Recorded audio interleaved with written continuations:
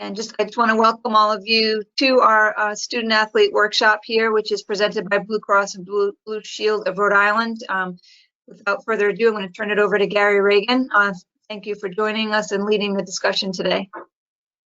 Okay, thank you. Good afternoon, everybody. I just want to let you know, I do want to make this as interactive as possible. I know and have kind of presented a wide variety of things that I can talk to you all about, but certainly in terms of the work that I do and the fact that you're all taking this hour out of your school schedule today, I want to make sure that I'm also meeting the needs of and questions that you guys have. So feel free to interrupt me, raise your hand, wave vigorously in front of your camera if we're not seeing you, and feel free to interrupt me. One of the things I explained to Carolyn and Tom earlier, I can be a very gabby Irishman, so I don't have much of a problem speaking, so therefore you're gonna have to interrupt me if need be, okay?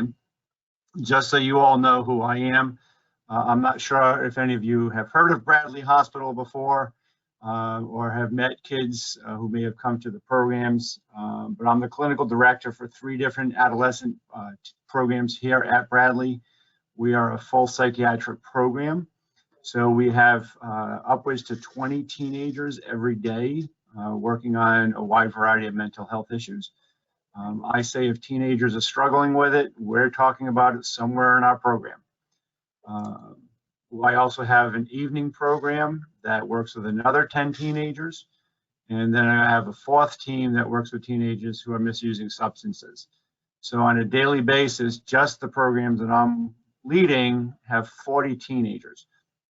And the reason I say that is because what a lot of the work that we do with teenagers is trying to give them that message of you're not alone, okay? And we as adults are here to talk to you guys and listen, not judge, not wave that proverbial finger of don't do that. We try to work with teenagers to help them figure, okay, what's happening in their life that they need some assistance with and whatnot.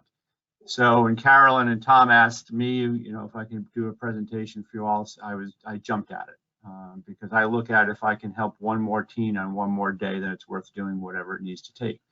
And if I can walk you guys away today and help any one of you, then it's even better. And the only thing I'm going to ask for in return is if you learn one new thing today or a couple of different things today, or if there's something that you can then take forward to your peers at school, then please do that. And that's my payment for the day, okay? Because one thing I frequently hear from the teenagers that work within my programs is they always have some type of message of, I knew other teens are out there struggling with what I'm struggling with, but I don't always get a chance to meet them. And then when they come to our program and they actually get to work with teenagers that have similar struggles to them, then they're like, oh, now I'm actually getting to meet people.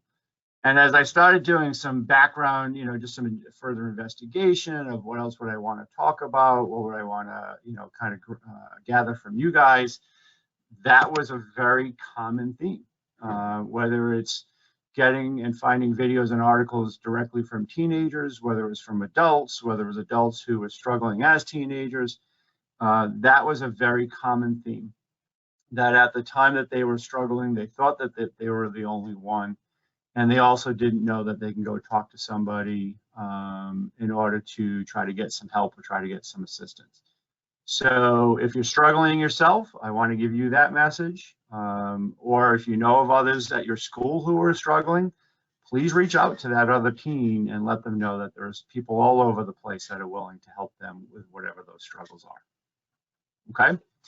So before I continue, let me hear from a few of you guys. What are you guys hoping for? What do you want me to hit upon?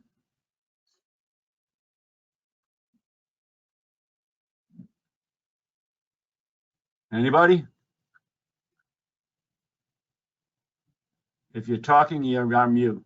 Can they turn their own mics off? Okay. Nobody? All right, so you're going to put it in my hands. Oh, Dominica unmuted.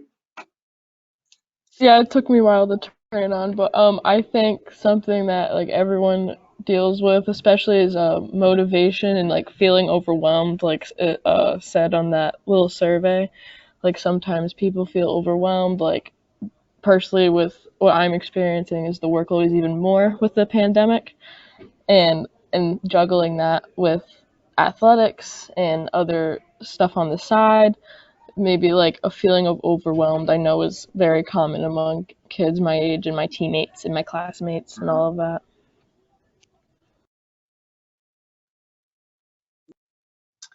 Anybody? So I'm going to hit. That's exactly what I was finding when I was prepping for this. So I'm going to hopefully be able to answer that for you, Dominic, in terms of what do we do with it? Okay.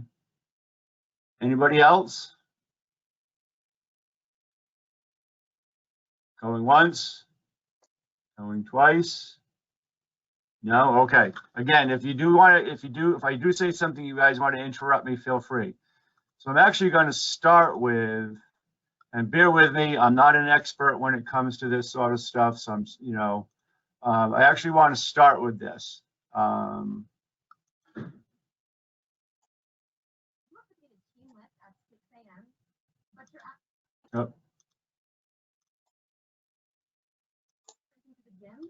But nobody cares, but it's because you were up until 2 a.m. studying for your exam that you still don't feel prepared for. You can feel the tension between you and your teammates who have to run sprints tomorrow at 6 a.m. because you were 1 minute late. You start the lift, and your mind's just not in the right place, but it doesn't matter. You have to lift. And as soon as it's over, you scarf down breakfast on your way to 8 a.m. class, and you get there, and your hair's still wet because you didn't have time to dry it. The professor looks at you and says, "Where's the homework assignment?" But you forgot it. How could you forget it? You were supposed to be on top of everything. You sit there and you worry about what else you might have forgot.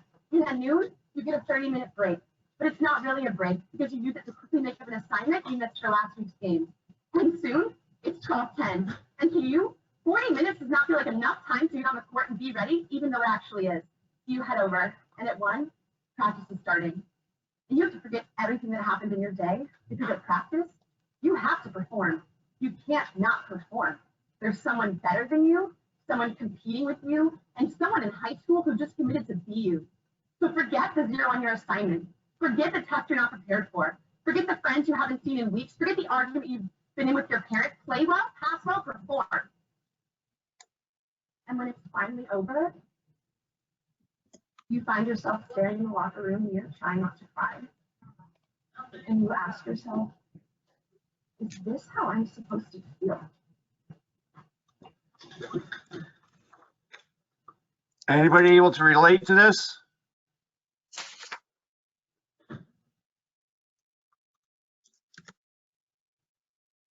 Yes, no, maybe? Yes. Yeah? Okay. So this is a video I found online. It's a college volleyball player talking about experiences. And the interesting thing is there's plenty of stuff out there for adults.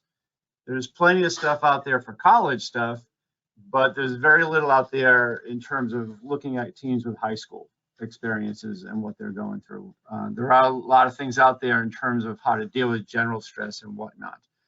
The other thing, as much as this is kind of geared towards those of you who are also athletes, I also put out there that this is not just for athletes. In my program, I get quite a few athletes, but we also get quite a few teenagers who are in the arts.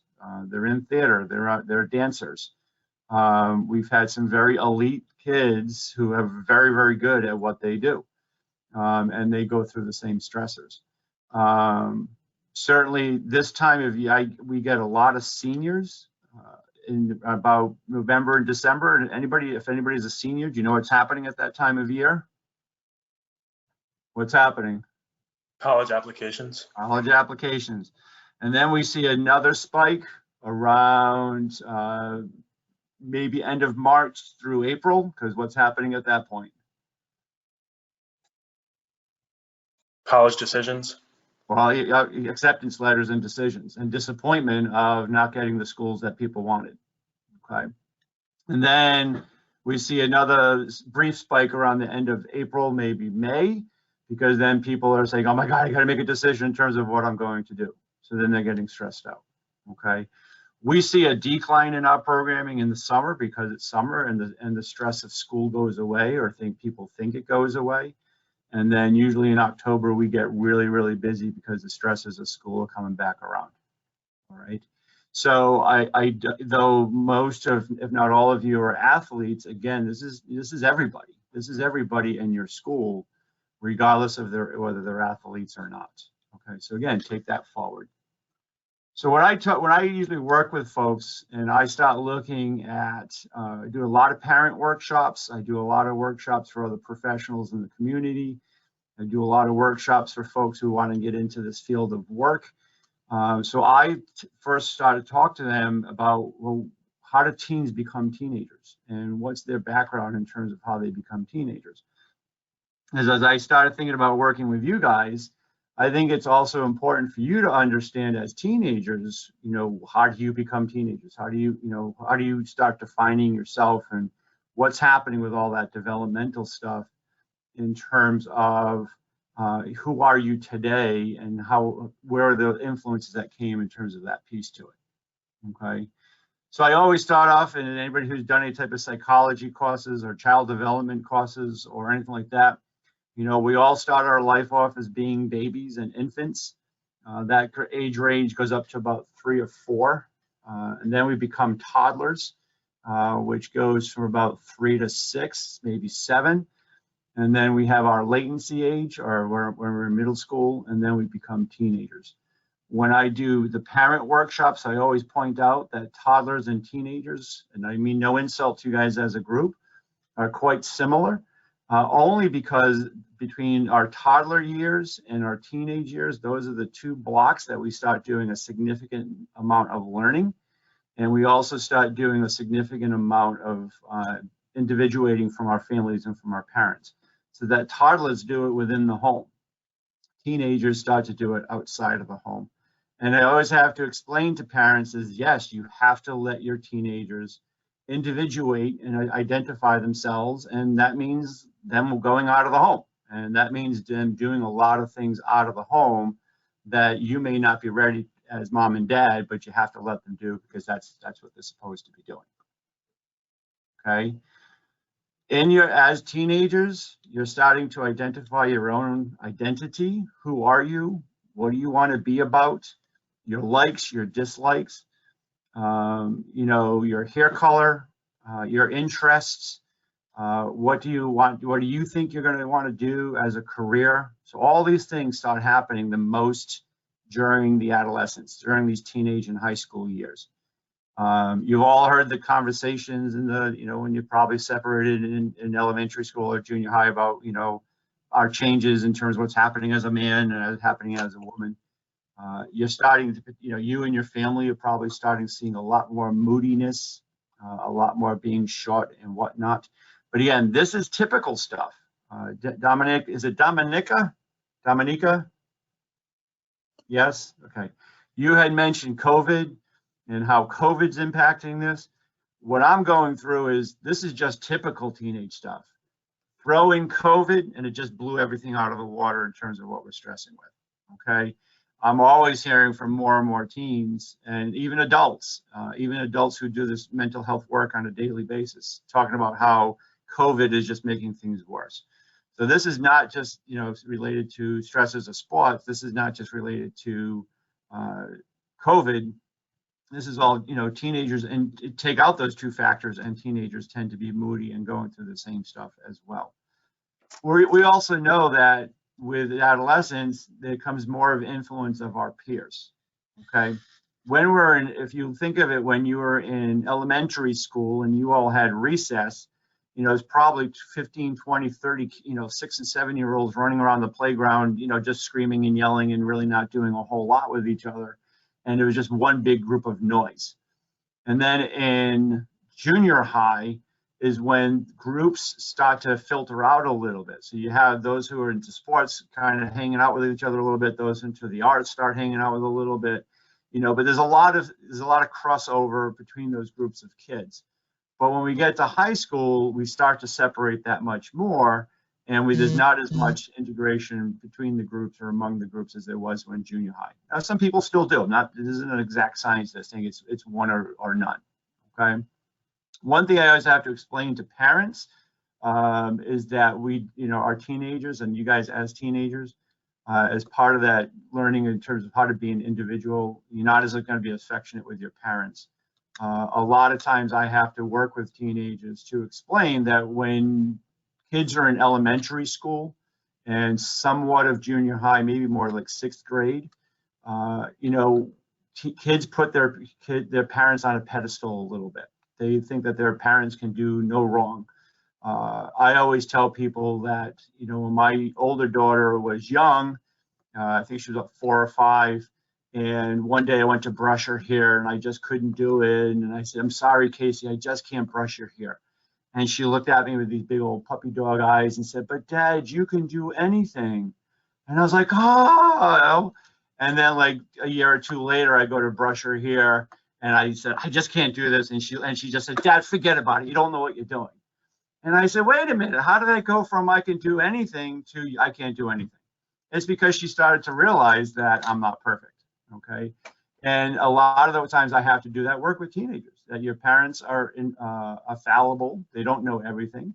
And when we do family therapy work, that's a lot of the work that we have to do with parents, is to understand that their teenagers are realizing that they're not perfect, okay? Sorry, this whole window is in the way of half of what I have to do. There it is.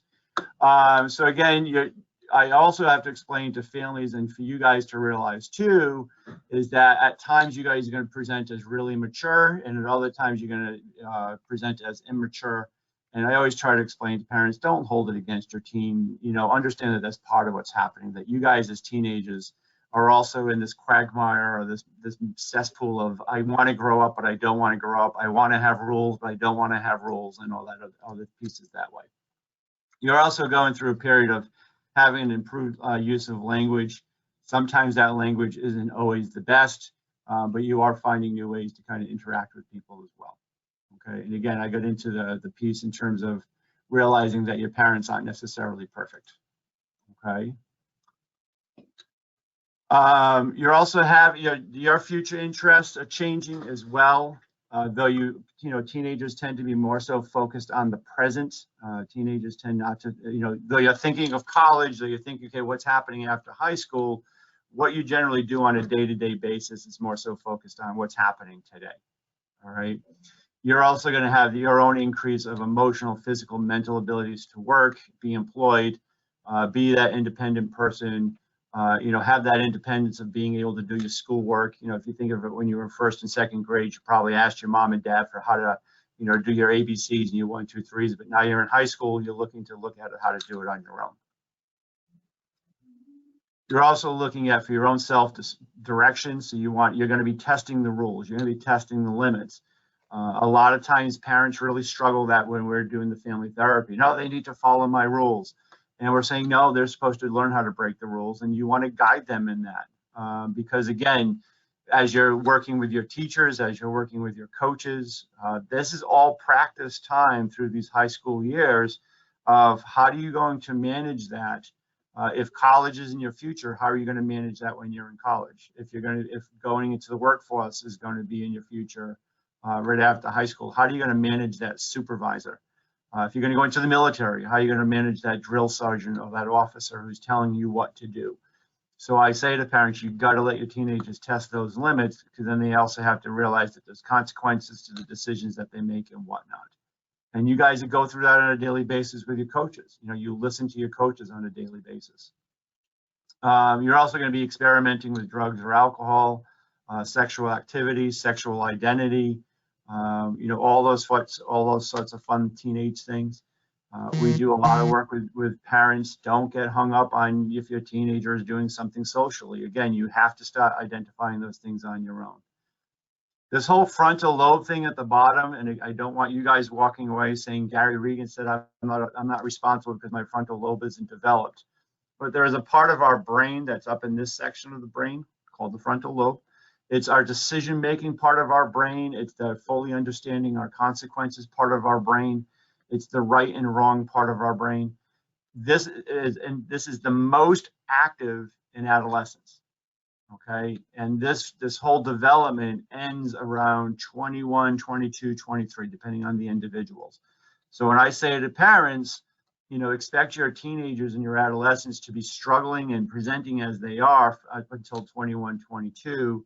I always hear this gasp in the audience from the parents, like, I got to do this until the 20s. I said, yep, they'll get through it. Okay. And then when you guys are in your mid 20s, that's when you come back around and, you know, things seem to be back on target. Okay. So again, this is not all like, hey, this is supposed to be what's happening. It's okay for me to do this. It's, oh, there's some rationale and there's some learning pieces in terms of why I'm feeling this way. I also look at it, this is a short list, and you guys can probably add to this much more than I can. But I, you know, from what I a lot of times hear from teenagers in the program is what are the pressures that you all have? Certainly, there's always a pressure of get good grades. You know, get those A's, get those B's, you know, get what you need to get.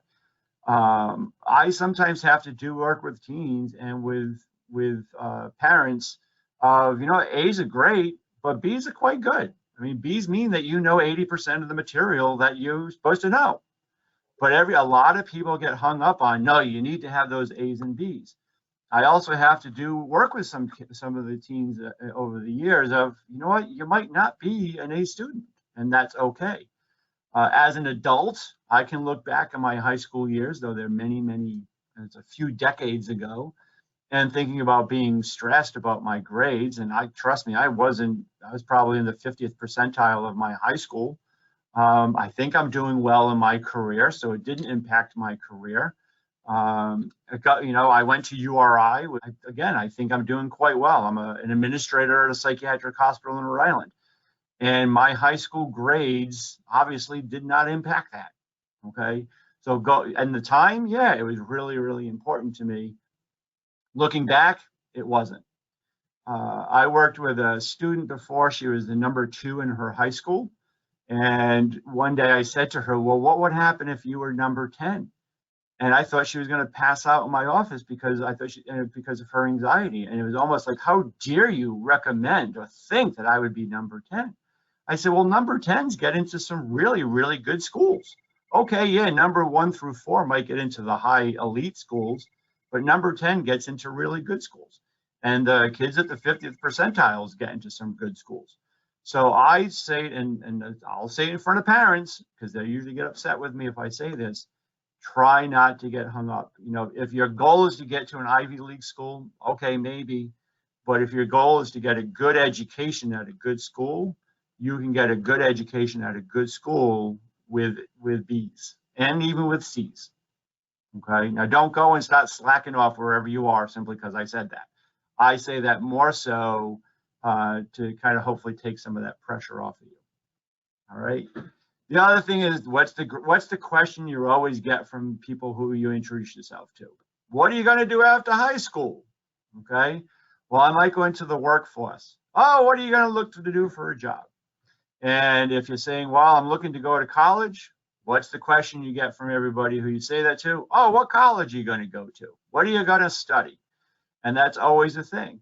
And we always chuckle as adults, because even as adults, when we go to social functions and we introduce ourselves to somebody, within the first 5 questions that person that you're talking to and introduce yourself to the very first time, one of the first 5 questions is going to be, what do you do for your career? Okay, what do you do for work? And unfortunately, that's one of the ways that we identify ourselves as human beings. You know, it's not what are my likes, what are my dislikes. I like music, I like zombie movies. I'm not a person who's into art. It's what do you do for your work? And that kind of defines us. And high school is starting to learn that we're starting to be defined in our adulthood, even though we're not adults, and based on what are we going to do for college or what are we going to do for the workforce? All right. You guys also have a tremendous amount of pressure for your friends and your social life. And, you know, what are you going to do for that? How do you do for that? Are you going to be going to parties? Are you not going to be going to parties? You know, again, are you going to go into theater or sports or whatnot? You know, some friends are great influences, and some friends will lead each other on a good straight path, but other friends not so much. And we have to be realistic with that.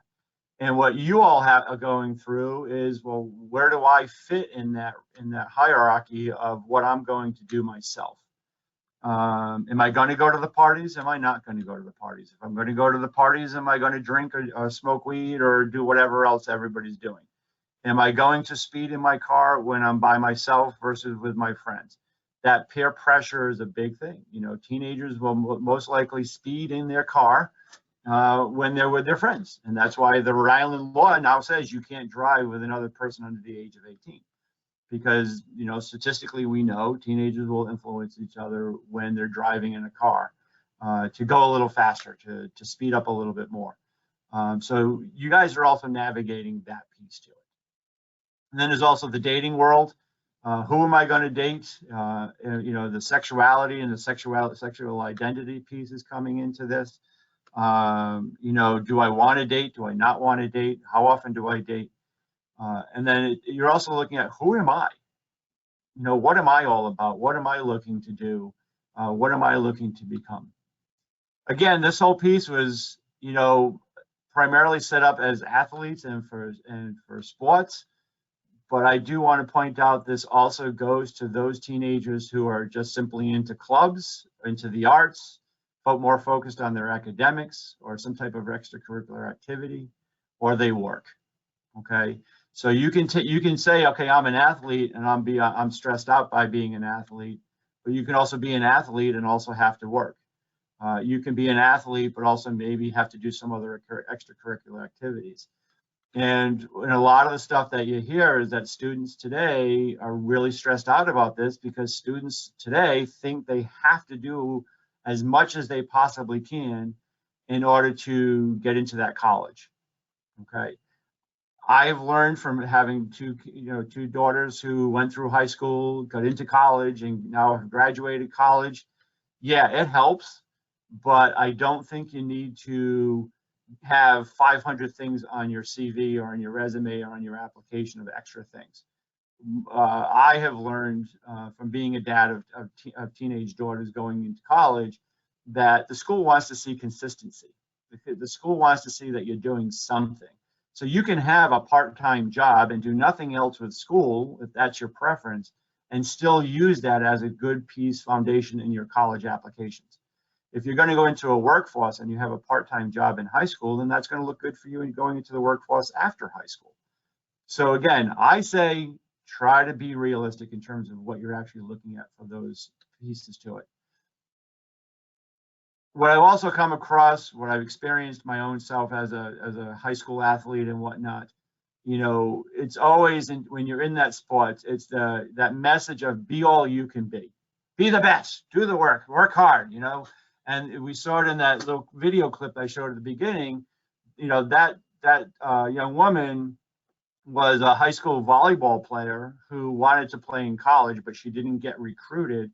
So she went on a writing campaign with University of Southern California and said, I want to be on your team. I want to be on your team. We want to be on a team. And she says later in the video, they finally said, okay, enough, just come play on our team. So they let her on the team, but they didn't give her a scholarship. So she felt that be all you can be in terms of being able to get on this team, even though I'm not, you know, I wasn't recruited. And then she felt that pressure to work harder, be tough, you know, be that leader in order to stay on the team. Okay. But what you guys may be going through, and again, I hear this a lot, is I need to do all this so I can get that scholarship, so I can get that money in order to go to the best colleges. Again, I'm being careful not to say, wait a minute, you're going to frustrate me with this.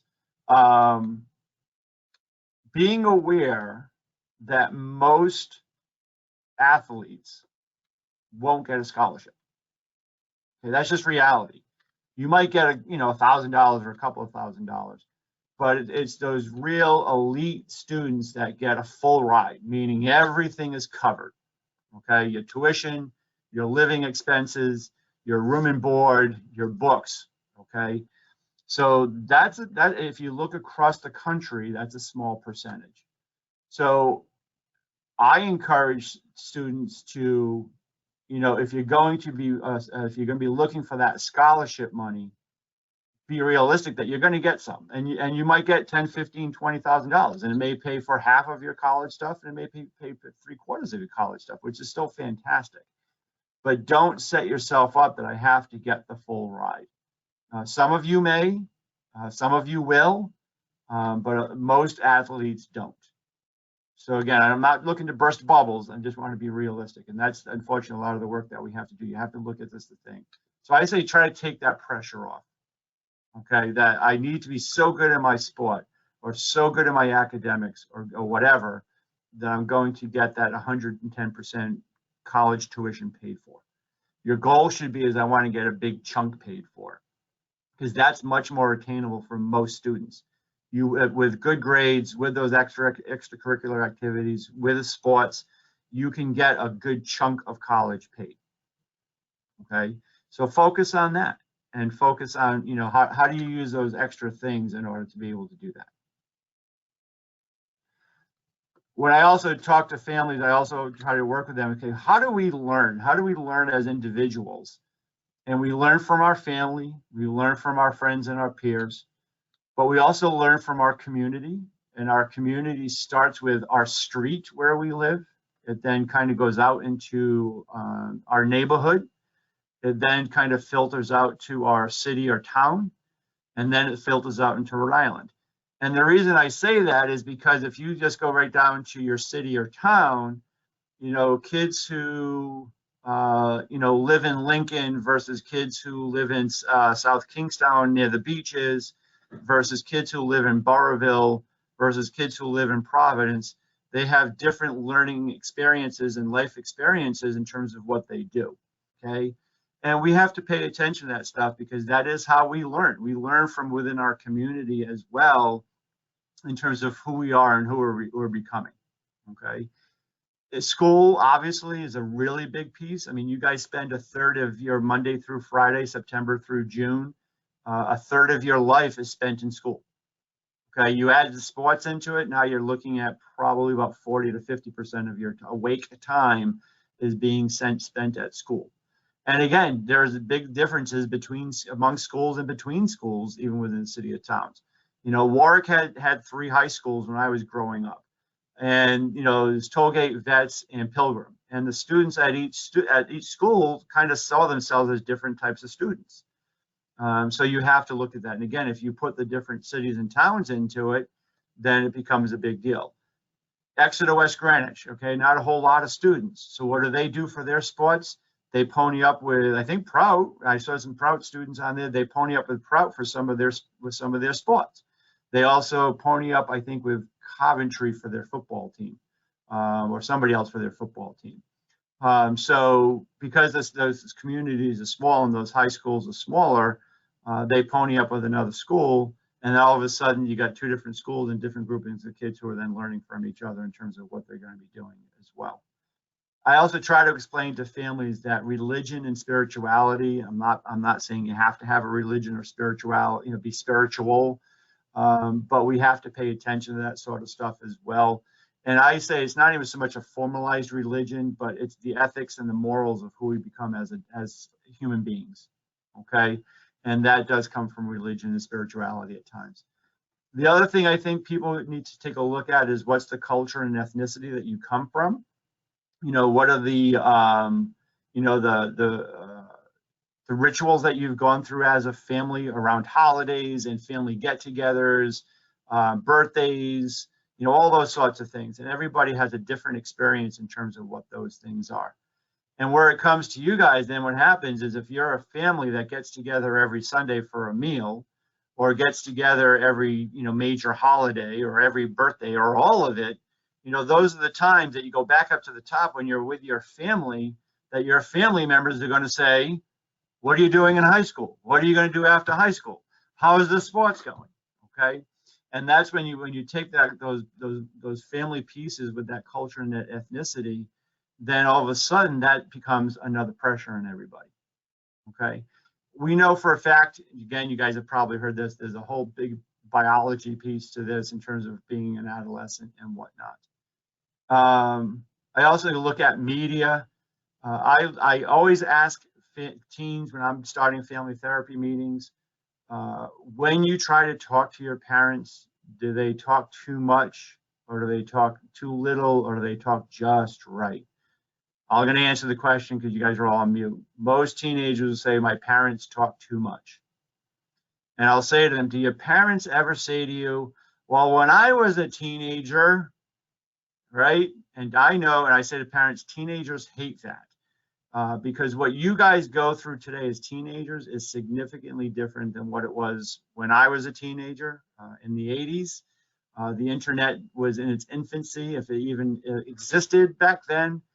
You know, you had these big honking computers. You know, what you guys have in your cell phones today used to be in these big, you know, probably 2 foot by 2 foot computers. Okay. So you guys have so much power, more power in your fingertips and your hands with your technology than we did. Social media did not exist. You know, if something happened in your high school, it stayed within your high school. If there was a rumor, if there was a fight, if there was whatever, you know, somebody broke up with their boyfriend or girlfriend, it stayed within the high school. Where now with social media, it's all over the place. I've had teenagers who've come in and they talk about a party that they went to, and all of a sudden it's like, oh yeah, that was on the news because the party got raided and the parent was at the home, and that's why it got raided. Okay. I had a student that say, oh yeah, this event happened at my school. The student was in the South County area, and we had a kid from the Providence area who said, oh, I saw that on Facebook, and heard all about that. It happened. So what you guys go through with the media stuff is, and technology is significantly different than I would say even 10 or 15 years ago. I always say to teens who come into our program, it's been a long time since I've heard something new other than social media. Okay, so the teenagers are always teaching me something new about social media and like busting my chops about when I get it wrong. So I understand that. Okay, so these just kind of goes through some of the pieces that way. You know, a little bit more in terms of what to go do, but for the interest of time, I don't want to go through it exactly. Okay. So what I want to hit upon as well is, how do you know when you're stressed out? What are you doing when you're stressed out? Hopefully this gets back to, well, what do we do then? You know, pay attention to what's happening to you internally. Are you more sad? Are you more withdrawn? Are you more quiet? Maybe more irritable? You know, how do you keeping things to yourself and inside your head? A lot of times teenagers will say, you know, I think I'm hearing voices. And we'll talk to them, we'll pick that apart. And it's not that they're hearing voices, it's that their brain is overactive and they're processing everything going on through the day. Okay. And yes, they have, it's their own little voice inside their head because their brain is just so active trying to problem solve everything, plan everything. You know, how do I deal with all the stress, you know, and whatnot. So that's all the internalizing stuff, everything that might be inside your body, but nobody else sees that. I get a lot of teenagers who will say, well, I looked good on the outside, or I put on the happy face, or I fake it until you make it. Okay. Because they, you know, so what people see on the outside, a lot of times parents will say, geez, I didn't even realize my kid was struggling, because they always look happy, because teenagers a lot of times will internalize it and they'll keep it to themselves. Some teenagers at times will externalize things. So this is, you know, because of what you're going through or the stressors or whatever it might be, you might have more outbursts. You know, you're short with others. Get out of the way, get out of my room, get away from me, leave me alone. You don't understand, you know, those sorts of things. Teenagers, you know, you might isolate a lot more, or be pushing people away, because it's easier to push people away than to open up a little bit in terms of, you know, how do I make myself feel better? How do I let people know what's going on for myself? Okay. And then you can pay attention to actual physical, you know, symptoms that you can see behaviorally for yourself. Is your sleep being impacted? You know, and again, this is where I hear a lot from athletes. Well, by the time I get up, I go to school, I finish school, I got to go to practice, I get 2 or 3 hours of practice, Then I got to go home. I'll be lucky if I can eat. And then I got to sit down and do 3, 4, 5 hours of homework. And then I'm getting to bed around 11 or 12 o'clock at night. And then I got to get up at 5 or 6 to repeat it all over again. Okay, that's interrupted sleep. We know the adolescent brain is supposed to have 8 to 9 hours of sleep per night. And we get some teenagers who they're lucky if they're seeing, 3 or 4 or 5 hours of sleep. And those are for teenagers who are still doing what they need to do. Video games have blown a lot of our teenagers out of the water, and having access to YouTube and video, video screens, anything with a screen. And we get a lot of teenagers. Oh, my sleep is so poor. I can't get to sleep. And we'll say, well, what are you doing? Well, I'm watching YouTube videos until 2 o'clock in the morning. Well, no, you got to turn it off. The hidden blue light in those video screens, it stimulates our brains and it actually keeps us awake. So we have to do a lot of work with teenagers on sleep hygiene, about turning off your video screens at least an hour before bedtime, starting to get into a bedtime routine of how do you debrief the day, how do you kind of start shutting everything down. That way, when it's lights out, then your brain is going to be shut down a little bit more. But sleep could also be too much sleep. Again, we see a decrease of numbers of teenagers coming into our programs during the summer. And one of the beliefs that I have is that when teenagers have to be up and going to school, and then they're depressed and they're sad and they're sleeping all day, parents see that. Well, you're supposed to be at school. But then when teenagers are sleeping all day on the weekends and in the summer, then parents are like, oh, that's just typical teenage behavior. Could be, but it might not be. It might be a sign of something else. So pay attention to your sleep habits. And if you're finding that you're not getting enough sleep or too much sleep, pay attention to that. Are you overthinking? Are you over worrying about things? Are you just, stressed out about everything? Are you, worried about that test coming up or that paper, or how am I going to go to practice and also study for my test? Pay attention to those sorts of things. Is your appetite decreased or increased? Okay, look at what your normal appetite is, but a lot of people, when they're depressed and anxious, actually lose their appetite. Because when you're anxious, and your body actually has a physical component to it that puts some extra acid in your stomach, and that makes you feel nauseous and you don't want to eat. Some people overeat, and all of a sudden they're what they say, eating your feelings, right? When you eat, you feel better. When you eat that ice cream, I love desserts, so I eat chocolate cake if it was available to me all the time. So we sometimes overeat because that also makes us feel better. So you have to pay attention to those things as well.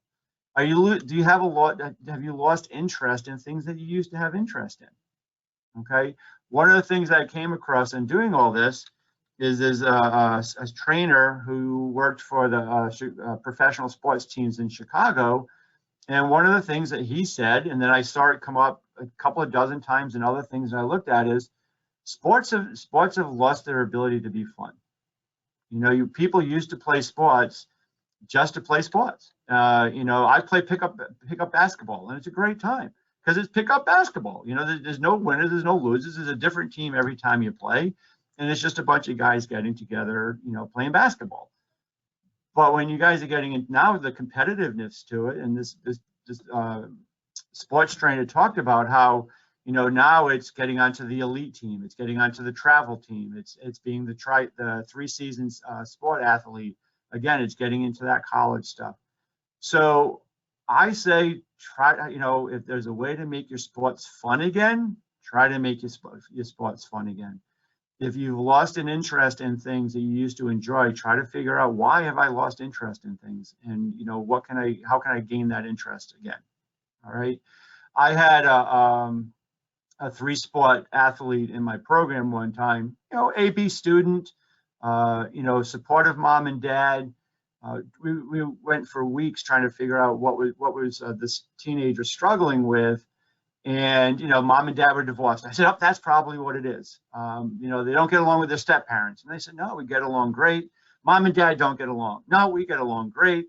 The step parents are coming to the family meeting. I mean, it was like, you guys are doing everything I would typically say to do as a blended family. So we just couldn't put our finger on it. And then finally, the teenager had her aha moment in the program. And she goes, I know what it is. Because we even went at, are you getting a lot of pressure from your coaches and from your teachers about going to a great school and, She's like, no, I think I'm managing that. And we're like, what is it? And what she explained was one day she's walking out from a basketball game, and this stranger who was a parent comes up to her with this little girl in tow. And the thing that she said, the little girl was like 5 or 6. And she said, the mom says to the teen who we're working with, I just want to let you know that you're such a role model for my daughter. And she really wants to be like you when she grows up, a good athlete, a good student, a good role model. And the teen says to us and her parents, she goes, that was it. She goes, it's one thing that I have myself convinced that I have to be the perfect student and the perfect athlete for my parents. She goes, they don't put the pressure on me, but I think I have to. Then I have to think I have to please the school personnel, the teachers, the coaches, the front office. I have to, she's in the newspaper. So I feel like I have to, please my community. And she goes, that's one thing. But now I have to please this little girl who's a complete stranger and I have never met in my entire life. And she goes, that's what it was. And that just totally went into her subconscious after it happened. And she never even realized that. So, she was putting herself under this pressure of being this good student, being this athlete, and now she's feeling as though she has to satisfy what this little girl wants her to do. Okay, so what can you do? First of all, again, realize you are not alone. You are not the only teenager struggling with this. Okay, there is more than enough information out there. There are more, whether it's websites or YouTube videos or whatever. The only thing I do, if you're going to go to social media, be careful. There's a lot of crap out there as well in terms of what's on there. And trust me, a lot of the kids that I work with find the crappy sites. So don't go for those. Make sure that if you're going to, find supports that way, make sure it's supports that are going to actually support you. Okay. I talked about earlier how friends become a big support. If you're going to use your friends as a support, that's great, but make sure they're telling you, the good stuff. I always say to parents, you can't be friends with your teenager because, potentially their friends are going to say, hey, let's go smoke weed tonight. Okay. And as a parent, I would hope you were not going to do that. So if you're talking to your friends about it, then be careful that your friends aren't telling you to do something that you shouldn't be doing. Okay. Also be understanding too that your friends might be struggling with some stuff. I'm not saying don't go to them, but also understand you don't want to overwhelm each other. So if you do go to a friend and the friend's like, oh my God, I'm struggling with the same thing, then go get help together. Okay. I also say to people, it's not, we don't just focus on what's happening, the symptom. So if you're not eating, I'm not going to say, okay, well, here's a diet plan to get you into some healthy eating. I'm going to say why. You keep asking yourself, why do I feel this way? Why do I feel overwhelmed? Why do I feel depressed? And keep digging as much as you can until you can't answer why anymore. Okay. Again, the teen I just talked about, she just focused was on, I just feel like crap. And we really had to do a lot of digging as to why before she finally came across that. All right. Try to look at your time management. Try to figure out, okay, what can I do? And again, don't get obsessive compulsive with it. There's a whole other diagnosis for us here at Bradley. I'm not saying have every minute spelled out, and if you don't hit that mark, then you're going to get stressed with that. But yeah, you may have to be a little bit more conscientious about, okay, I have to give this up in order to do that. But I also encourage you, is it worth it for me to give something up in order to do something else? That's a question you have to answer for yourself. I can't answer that question for you. Again, I am a big advocate for us as human beings to be realistic. Okay, be realistic about what you can do, and be realistic about what you can't do, and what can be done. I stated I am 6'4". I play basketball for fun. I knew well into going into high school, I am not going to be a professional basketball player. Okay. As much as that looked it looked great, in elementary and junior high. I also grew up playing soccer, and I knew I wasn't going to be a soccer player. Okay. I remember being a dad and my daughters were swimming, and I already had it spelled out that, hey, they're going to be on the Olympic swim team in 2018 and 2022. Okay. Didn't happen. Okay. But we have to be realistic. And as human beings, we have to say, okay, when can I turn this back into fun versus, what I think it needs to be? I also, we're big advocates Find your purpose in what you are trying to do, not the purpose of the adults in your life, your aunts, your uncles, your parents, your grandparents, whoever. Manage those questions about what are you going to do for your life, whatever. I love telling teenagers, I am a therapist, I am a manager, I am an administrator. I also tell people I didn't even know this field existed until after I got out of college. Didn't know anything about it. So I say to people, you don't even have to know, certainly through high school, you do not have to know what you're going to do for the rest of your life. And going into college, you do not have to know what you're going to do for the rest of your life. I say you go and enjoy high school, you enjoy college, it will come to you. Okay. I think the average the average student changes their major in college 3 to 4 times. And there are adults who change their career 3 to 4 times in the course of their life. Okay, so as much as you might get pressure, you need to know now, you don't. If you do, great, go for it. But you don't need to know right now. You will do fine if you don't know exactly what you're going to do. That's my opinion, okay? The biggest thing is reach out to somebody. Again, whether it's a peer, whether it's a coach, whether it's a teacher, a guidance counselor, your boss, whoever, if you trust that person, go to them. Let them know that you're struggling. Trust me, there are lots of us out there who are more than willing to help you, more than willing to listen, more than willing to talk, okay? I also say to teens all the time, and particularly with their parents, coach other people what you need from them. Say, Mom and Dad, I need you just to listen. Don't give me advice. Don't react. Don't tell me what to do. Don't say well, when I was a teenager, this happened. Just listen, okay? There's a great video out there if you want to look for it. It's Not About the Nail. It's about this, and I could call it, I'm an interested Italian, I can't. This woman has a nail stuck in her head, and don't worry, it's not a real nail. And she's talking to her boyfriend, and she's like, I have this headache, and it really hurts, and my sweat is snagged all the time. And the boyfriend's sitting there saying, but you have a nail in your head. And she's like, that's not what it is, it's not about the nail. And he's going for the obvious thing, and she's like, she can't identify, and she just wants him to listen. She says, I just want you to listen. And I will show that in family meetings. I'm like, Mom and Dad, what appears to be to you to be the right answer, and what seems to be you for the obvious answer, your teen might not be there yet. So go from where they are, not where you think they need to be, or not where you want them to be. Go from where they are. So coach your parents that way. Coach your guidance counselors, whoever you're going to talk to, saying, this is what I need from you right now. Because sometimes we just need somebody to listen to us. We don't need somebody to fix it. As a dad, as a parent, I will say it's our inherent job to want to fix it. As a therapist, I don't. So, I just understand that for your moms and dads too. They're trying to do their best, and they don't want to see you in pain. They don't want to see you in distress. And sometimes there are those parents who will like, go get them. I remember when my kids swam, and if anybody's ever been to a swim meet or a swimming pool, and you had the parents all, 15, 20 feet away, and they're screaming at their kids. And I'm sitting there as a parent saying, your kid can't hear you. There's like all this noise going on around, and I feel like shaking the parent. And the parent is just getting so worked up about it, okay? And watching parents put those pressure on their kids. My kid needs to be the best, yelling at the referees and the coaches. So sometimes moms and dads don't always handle it the best either. But again, try to coach them in terms of what you need them to do. Dad, I need you just to sit on the sidelines and not say anything, please, because I find it embarrassing. It's actually causing me more stress when you do that. Please don't try to process this game or this match or whatever with me, because I haven't even processed it fully myself.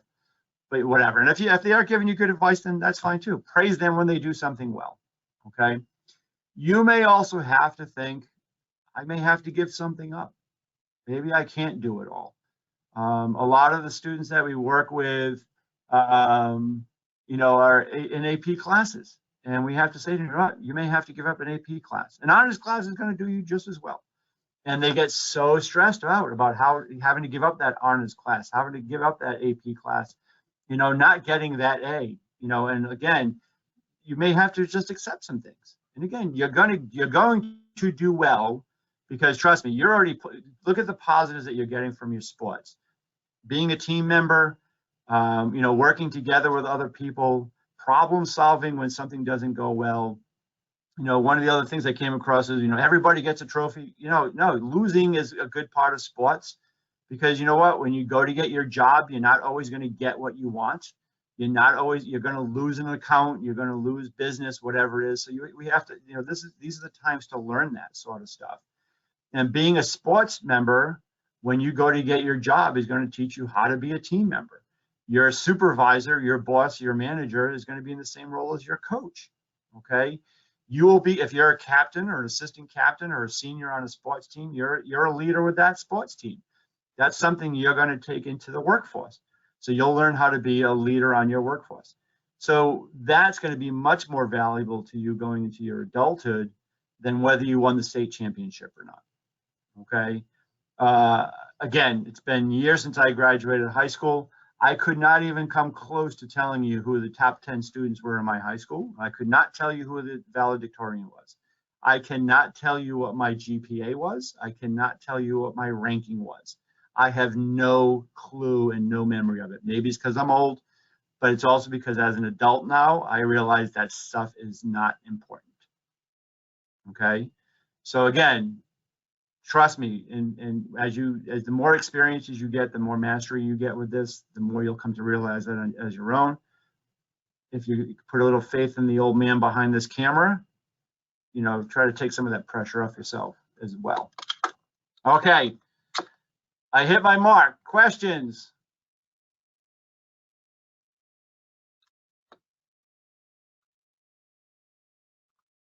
Anybody? Carolyn, how do we look on the Survey Monkey? Yeah, let's take a quick look. If I can share the screen here. Okay. So you can see this is question 1. You all see that? So it looks as though the screen's a little small. It looks like what, 80%? 60%? See if I can enlarge it for you a little bit. 60% of you guys are saying you're having trouble sleeping, more irritable, don't have an interest. Okay, or was it just under 55%? 54.55. Yep. Okay. Feel overwhelmed. This one's a little more. Done. 63.64% of you are feeling overwhelmed with everything. I'll add myself to the yes column on that one. Here we go. I feel a lot of pressure to do well in everything. 72.73%. That's a pretty significant. I'm going to echo Gary's comment earlier. You are not alone in that category. I think participating in my sports is no longer fun. Okay, 90.91 says no. You're still enjoying it, which is great. That becomes a coping skill, guys. You can use sports as a way to cope. Okay, exercise is a great way to cope. Again, you get that peer interaction. If it's a positive thing for you, then keep doing it. I would never recommend. I always encourage my teens and my programs to do what makes you feel happy, you know, within reason. So I'm glad to hear that 90% of you are still finding your sports fun and enjoyable and whatnot. But again, if you look at the first 4 questions, a majority of you are, again, I'd say I only do this. I only wanted to throw those questions in there so you guys can, again, realize you're not alone. You're not the only teenagers that is stressing and struggling with this sort of stuff. Okay. Right. So again, this is the final question. Oh, I'm sorry, that was it. This was the last one. Did they wish they had someone to talk to about stress? 72.73% said no. Hopefully that means that your answer to the previous question about sports, hopefully you're getting a positive outlet in sports and that's helping. And I can say from an interscholastic league standpoint, that's why we fought so hard to keep sports going during the pandemic with the safety measures that you all know are in place, is because we see the positive benefits of that for you. And hopefully those 2 questions are going hand in hand. So the only thing I would be careful, and again, one thing that I hear a lot, see a lot, read a lot, I wish I had somebody to talk to, people saying no. Okay, great. If you feel as though you're managing it, that's not a bad thing. But also be careful, because what a lot of former athletes will say is they feel they have to have that tough guy role, that tough it out role, or that, I just need to be able to deal with this. So, do your own self-assessment. If you're feeling, no, I am managing this, again, that's a healthy thing. I'm not saying that. Everybody has stress, even as adults. Hopefully what you're learning is how to manage it. But if it's, I'm not going to talk to somebody, because that just makes me weak. And nothing against the guys, but it tends to be a very big male thing. We get many more females because, females just tend to be better talkers, which is, not a horrible thing. Guys struggle with that. So if that's part of it, if it's, no, I just got to be strong, I'm not going to talk to somebody, don't do that. Go still reach out. There's nothing wrong with therapy, even though there's such a stigma to it. One of the things that came across, actually the video I showed at the beginning, she talks about how Serena Williams and Terry Bradshaw, have some pretty significant depression and mental health issues. Bruce Springsteen has some significant mental health issues. Demi Lovato is coming out with some pretty significant mental health issues. So again, you got some, top-notch performers and athletes who, are expressing, mental health issues. That a lot of people struggle with substance abuse. That's just a cover, some people maladaptively dealing with their mental health, So there's more than enough people out there who are also role models that, you're not alone. So again, my 2 takeaways, hopefully for you all, is 3. You're not alone. There are people who are willing to help and talk to you about this. Find those people if you need to. And again, if this isn't directly relating to you, but of somebody at your school or in your community who's struggling, reach out to them and let them know this. If you've learned a few things, then take it forward and pay it forward, and try to pass on some of this to some others, so that way you could potentially help some other people too. And as a pitch, if anybody's going into the mental health field and you're in college and local to Rhode Island, I love having interns and love teaching people how to do the job, because I look at it as I'm teaching the next generation of folks how to do this work.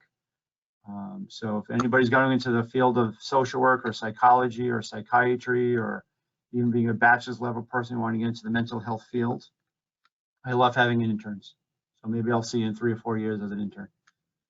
Helpful, not helpful? Dominica, did I hit what I was hoping to hit? Good. All right, guys, thanks for having me. Is there anything I missed? No? Okay. Well, I think you touched on some great points, and hopefully everyone got a positive takeaway here or there. I want to thank all the students for participating. We know, as we just talked, we know your schedules are busy with school and sports and everything else and work. So thank you for taking the time. Let your friends know. We've recorded this, as we mentioned, so we're going to share this with the schools. So feel free to pass it along when you get the link. We'll send you the link. We'll give you Gary's email if you'd like to contact him. Like you said, if you have maybe some questions about the field that he's in, or just some follow-up questions to today's workshop, we want you to feel free to do that. So we hope you found this helped a little bit. You're not alone, right? We're all in this together. We're all going to get through this tough time together, and we thank you for taking part today.